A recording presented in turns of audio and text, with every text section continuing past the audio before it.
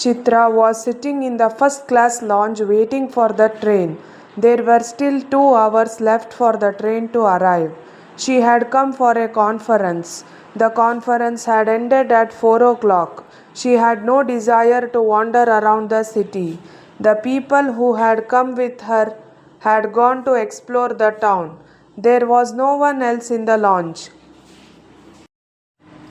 So she was at ease. Then a porter came carrying luggage.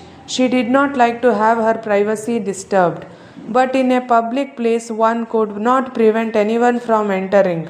Chitra felt embarrassed to see the person who had come in behind the porter. It was no one, Narayan. Seeing Chitra, he felt the same way. After a moment, Narayan paused and asked formally, "How are you?" "I am fine," Chitra said with a soft smile. Some old feelings made Chitra feel like she heard music in her mind, but she could not feel its sweetness. A young woman and a cute boy of 3-4 years old entered from behind. Narayan introduced her by name, "Sanjana, this is my old friend Chitra." Sanjana bowed, then suddenly got busy putting her things aside. Chitra was shocked to know that she had been everything to Narayan before, but now she was just an old friend. Then she felt that she had said the right thing. What was the relationship between them now? She compared herself to Sanjana. She felt jealous. She was just reading a book for the sake of it. But her mind went beyond her control and went back to the past. Chitra was in her final year of MA. At a wedding, the bride's uncle, admiring her appearance, asked her to his son, Narayan. Narayan was the only son of his parents who was handsome, kind, and held government positions. Chitra's mother was overjoyed to have such a good groom.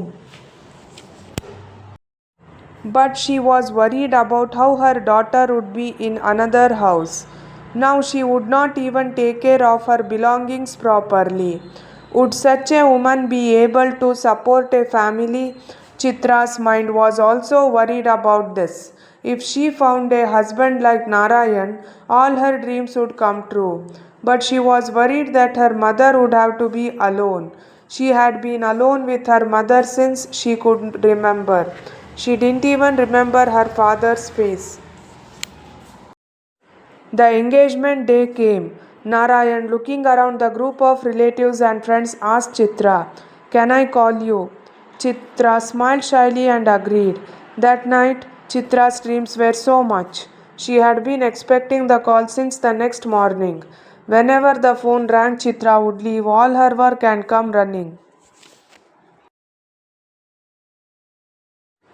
For a few days, her mother was silent. One day, when she ran away as soon as the phone rang, her mother suddenly got angry. The phone was from Narayan, but seeing her mother's bad mood, Chitra did not understand anything. Her mother used to say, "You are not at all sad to leave me. Once you met Narayan, you forgot everything and got lost in his memory." Chitra's soaring aspirations fell to the ground like a bird with its wings clipped.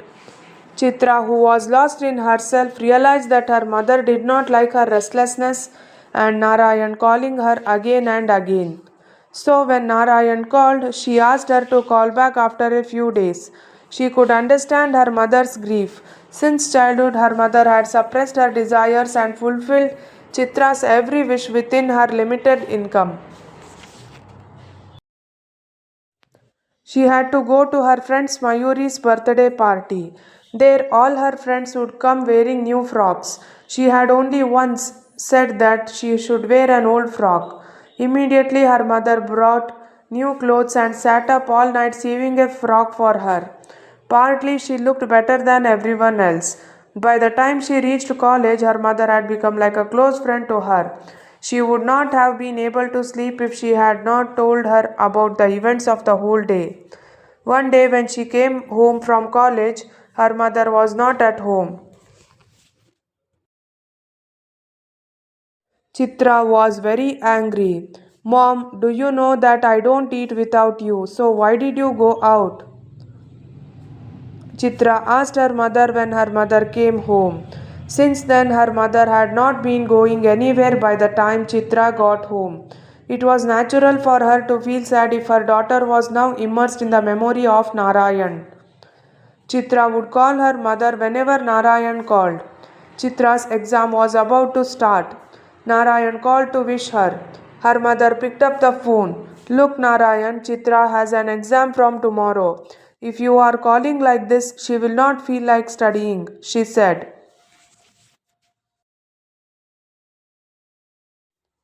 A gesture was enough for those who knew. After that, Narayan did not call again, but something seemed to have stuck in his mind. The wedding day was approaching. Her mother had prepared beyond her capacity. She worked day and night without any care. The wedding day arrived. Narayan came with a bundle. The time of farewell melts anyone's heart. It was very difficult for Chitra and her mother to be separated. The mother was fainting thinking of the separation of her daughter. Chitra was sad that her mother should not be alone. Chitra came to her mother in law's house. The new family brought Chitra joy. Everyone in her mother in law's house took good care of her. Mother in law, father in law, Narayan, everyone. After 2 days, when all the relatives who came had left, Narayan made a plan to go to Ooty. The day before leaving, he called his mother in law and informed her about the matter. She said, don't go to Ooty, go to Mumbai. When Narayan told her that the ticket was reserved, she insisted that Chitra would get cold very quickly. Narayan had to return the ticket and go to Mumbai. But this incident created a bitter feeling in the happy atmosphere in her mother in law's house. Chitra's mother's expression told her that no one liked her interfering in their family matters. Chitra's mother in law also said softly, a mother in law shouldn't interfere in her daughter in law's affairs. Narayan had one more week of leave left after he came from the village. But Chitra's mother insisted on going back. Since her mother kept calling her repeatedly, she stubbornly went to her mother's house. This was probably the first mistake she had made. She was now realizing this. When she returned home, she was as talkative as before. The subject of her words had changed. Narayan mostly praised her mother in law and father in law, saying, Mom, you know how well my mother in law takes care of me.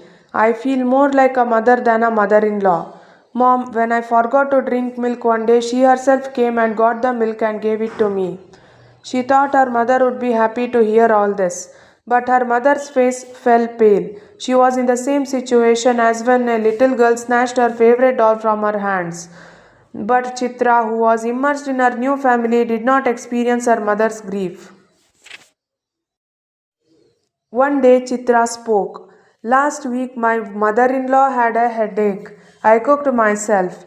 My father in law and I licked our fingers. Mother in law said, I am at peace now. My daughter in law cooks beautifully. Mother was astonished. What did they cook for you just now? I told you I don't know anything about it. Just watch. Under the pretext of praising you, they will do all the work for you. Hearing her mother's words, Chitra's mind was filled with doubt for the first time. Mother might be right. Did mother in law have a headache that doesn't go away until 7? Mother had such a headache that I couldn't do any work for her, she thought. Then one day she asked, to whom does Narayan give his salary? Chitra said, to his mother. The mother got worried. I think your mother in law has her son completely in her hands. Now you have come. You have a right over him. Taking money for household expenses is another matter. Chitra's love started to waver. The matter became clear in her mind. Returning to her mother in law's house, Chitra was cautious. Her perspective changed. She would fight with Narayan for her rights over some matter. Sometimes she would not listen to her mother in law. Due to this, the friendship with her mother in law started to decrease. If she needed anything, she would tell Narayan. She would only talk to Chitra as much as necessary. It was Narayan's habit to sit with his mother after coming from the office, talk to her, and then come to Chitra. One day, Narayan came from the office and went straight to his mother and gave her two packets, saying, "One for you, the other for Chitra." Her mother immediately called Chitra and said, "Narayan has brought two saris, take the one you like." But Chitra's mind was seeing things from her mother's perspective. She felt that what her mother was saying was right. Her mother in law had gone too far. She didn't tell Narayan to give it to her. Chitra did not take the sari. This made Narayan angry. Chitra was already angry. There was a fight between the two. Egos rose between the two. She immediately went home. Her mother did not like Narayan getting angry. She was not the one who spoke loudly to her daughter. When Narayan came to take her away, Chitra did not agree to come with her mother's encouragement. She insisted that they go separately. Eventually, Narayan had to agree. The pain for him was visible on his face. Chitra, who was overflowing with the pride of her independence and victory, did not see this. After moving to another house, Chitra became the old Chitra. Now she didn't ask her mother for anything. Why did Narayan ask her mother for everything? He used to say that we should become self reliant and he would get angry, but his words were getting lost in the wind. Now Chitra's mother spent most of her time here. She felt that Chitra could not manage the family alone. Once, when Narayan was going somewhere, she had said, "Put on a coat, a sweater is not a barrier to the cold." Although the conversation was normal, Narayan got angry. "Auntie, I'm not a child. I do what I want. You don't have to tell me anything." Chitra and her mother were shocked. Narayan had never spoken like this before. Chitra could not tolerate anyone doing anything to her mother. When Narayan came in the evening, Chitra said, "You should apologize to Amma." Narayan got angry. "I can't stand you anymore. She is the only one who is helpless. So let her stay here. But let her understand her limits." Another fierce fight broke out between the two. Chitra's mother is a self respecting person. She was hurt by the fact that she was called helpless. She left for her home that very day. Chitra also went with her mother. She expected Narayan to stop her, but he was silent. She hoped that he would come after a few days, but this time days, weeks, months passed. The mother was very sad. She told her daughter, "You go, Chitra." Chitra's love and self respect were hurt. 7 8 months passed like this. One day Narayan came. Chitra was happy. Her husband had come and she decided that she would go with him immediately. She was also eager to go to her husband's house. Her ego was letting in the way of going herself. Narayan sat down. Chitra got up to bring him water.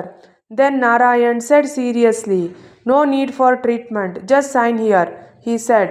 He put the divorce papers on the table without any emotion. Chitra did not know what to say for a moment. What was she thinking? What had happened? Before she could think of anything, her ego got in the way. Why such a relationship when Narayan was so strict? So Chitra signed without thinking. The mother came to know about it and sat with her hands on her head. She had a desire for her daughter to be happy every moment. Excessive infatuation and warnings were a curse for Chitra. Chitra joined a college as a lecturer. Now college was her life. She spent all her time studying and teaching. The divorce caused great regret and sorrow to her mother. Unable to bear the grief, she passed away. It was ironic that the person for whom Chitra had left her husband was the one who had left her. Some people told her to remarry, but Chitra loved Narayan with all her heart. Now that the relationship had broken, her faith in relationships was gone. Seeing Narayan's happy family, her dry wound became raw. She loved Narayan very much. She also loved her mother. Her mother wanted her daughter's family to be happy. Narayan loved Chitra, but perhaps the equation of the relationship itself was a bit complicated. Chitra could not maintain the balance of those relationships and love, but it was too late to understand this. Thank you for watching. If you like this video, please like, share and subscribe to my YouTube channel.